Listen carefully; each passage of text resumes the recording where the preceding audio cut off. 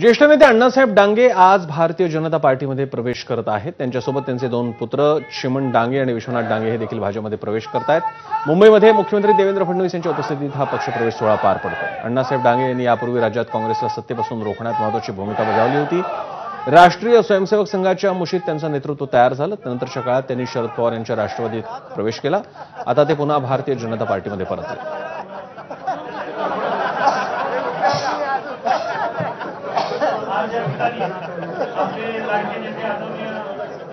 राज्याचे मुख्यमंत्री देवेंद्रजी फडणवीस साहेब आणि आपले प्रदेशाध्यक्ष आदरणीय रवींद्रजी चव्हाण साहेब यांच्या प्रमुख उपस्थितीमध्ये आज या ठिकाणी आदरणीय अण्णासाहेब डांगे आप्पा यांचा आज प्रवेश झालेला आहे। त्याचबरोबर चिमण भाऊंचा, त्याचबरोबर विश्वनाथ डांगे साहेबांचा या ठिकाणी प्रवेश झालेला आहे। त्याचबरोबर आज आप्पांच्या बरोबर भारतीय जनता पार्टीमध्ये या ठिकाणी इस्लामपूरचे माजी नगरसेवक सुभाषदादा देसाई, भानुदास विरकर, आरमोहनजी चौधरी, श्रीकांतजी माने, अशोकरावजी देसाई साहेब, त्याचबरोबर मोहम्मद गलीभाई या ठिकाणी प्रवेश केलेला आहे। जालिंदरजी कोळी, गोपालजी नागे, अभिजित रासकर, बाळासाहेब खैरे या सर्वांनी प्रवेश या ठिकाणी केलेला। आपल्या सर्वांचं या ठिकाणी सहर्ष जिल्हाध्यक्ष या नात्यानं स्वागत करतो आणि त्याचबरोबर या ठिकाणी आदरणीय अण्णासाहेब डांगे आप्पांना मनोगत व्यक्त करण्याची या ठिकाणी विनंती करतो।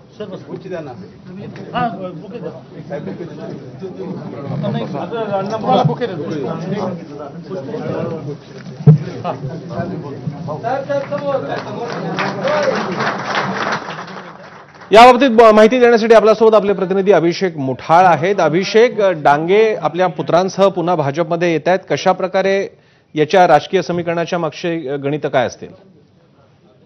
एकूणच सांगली जिल्ह्यातलं धनगर समाजातलं सगळ्यात मोठं नेतृत्व असं हे म्हणावं लागणार आहे। एकूणच मनोहर जोशी यांच्या काळात मंत्री देखील अण्णा डांगे हे राहिलेले आहेत। एकूण संघाच्या मुशीमध्ये वाढलेले अण्णा डांगे हे भाजप सोडून आमच्या प्रतिनिधीशी आपला संपर्क तुटलेला आहे। मात्र डांगे यांच्या निमित्तानं ओबीसी वोट बँक आणि त्याचप्रमाणे धनगर समाजामध्ये पुन्हा एकदा भाजपला अधिक भक्कम करण्याच्या दृष्टीनं हे महत्त्वाचं पाऊल असेल असं आपले प्रतिनिधी सांगत होते। बसून बोलला तरी चालेल। सन्माननीय मुख्यमंत्री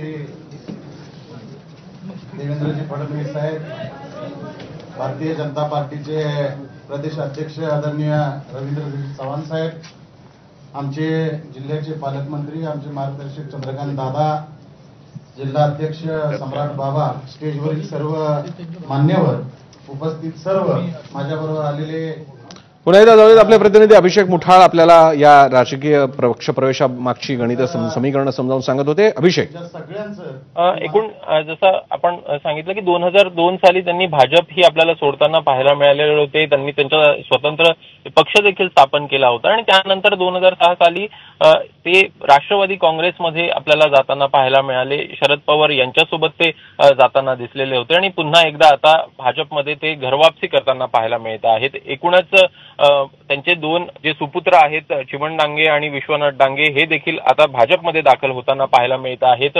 कुठंतरी ह्या दोन्ही पुत्रांनी जयंत पाटील यांचं नेतृत्व हे स्वीकारलेलं आपल्याला दिसलेलं होतं। मात्र एकूणच जयंत पाटील यांच्या देखील चर्चा ह्या कुठेतरी भाजपमध्ये येत आहेत का या संदर्भात सुरू असताना पाहायला मिळालेल्या होत्या। मात्र त्यांचा कुठेतरी इन्कमिंग होताना दिसलं नाही आणि त्यामुळे पुन्हा एकदा अण्णा डांगेंसोबत त्यांचे दोन्ही पुत्र आपल्याला भाजपमध्ये येताना पाहायला मिळत आहेत। एकूणच डांगेंनी यापूर्वी राज्यामध्ये काँग्रेसला सत्तेपासून पासून रोखण्यासाठी महत्वाची भूमिका देखील आपल्याला बजावल्याचं पाहायला मिळालेलं होतं। राष्ट्रीय स्वयंसेवक संघाचे मुशीमध्ये वाढलेलं हे संपूर्ण नेतृत्व होतं आणि त्यानंतर कुठंतरी राष्ट्रवादी काँग्रेस शरद पवार यांच्यासोबत जाताना ते दिसले आणि त्यामुळेच एकूणच पुन्हा एकदा भाजपवासी होत असताना नेमके ते भाजपमध्ये येत आहेत यांची नेमकी जर का कारणं पाहिजे तर कुठंतरी त्यांचं वय फॅक्टर देखील पाहायला मिळतं। दोन मुलं आहेत आणि एकूणच राजकीय करिअर त्यांचं देखील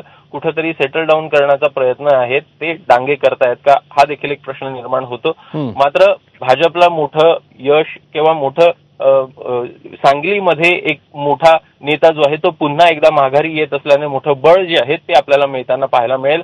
धनगर समाजातले सगळ्यात मोठे नेते त्या काळातले राज्यातले हे अण्णा डांगे म्हणावं लागणार आणि त्यामुळेच एकूणच येत्या काळामध्ये स्थानिक स्वराज्य संस्थांच्या निवडणुका आणि त्या अनुषंगाने अनेक जे नगरसेवक आहेत ते देखील डांगे यांच्या नेतृत्वामध्ये कशा प्रकारे काम करतील हे बघणं देखील महत्वाचं असेल.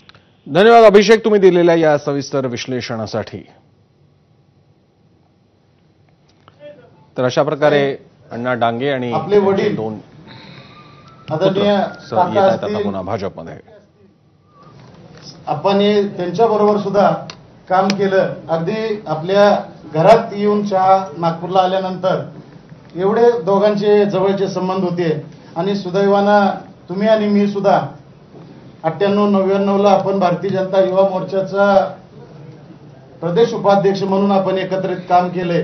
म्हणजे साहेब, आप्पांची पिढी असेल, आपली पिढी असेल, आपण सगळेजण तेव्हापासून एकत्र आहे. आम्ही राजकारण मला जेव्हापासून कळते साहेब, मला आठवतंय की सगळेजण महाराष्ट्रात भारतीय जनता पार्टी असेल, त्याच्या आधी जनता पक्ष असेल, त्याच्या आधी जनसंघ असेल आणि सगळ्या मिळून राष्ट्रीय स्वयंसेवक संघ असेल. साहेब, महाराष्ट्रात सगळीकडे काम करताना जरा बऱ्यापैकी परिस्थिती होती, पण आम्ही जन्मालाच अशा ठिकाणी आलो पश्चिम महाराष्ट्रात की तिथं काळ्या दगडावर घण घातलं तरी सुद्धा दगड फुटला नाही अशी परिस्थिती असणाऱ्या ठिकाणी आम्ही भारतीय जनता पार्टी असेल, जनसंघाचं काम असेल, राष्ट्रीय स्वयंसेवक संघाचं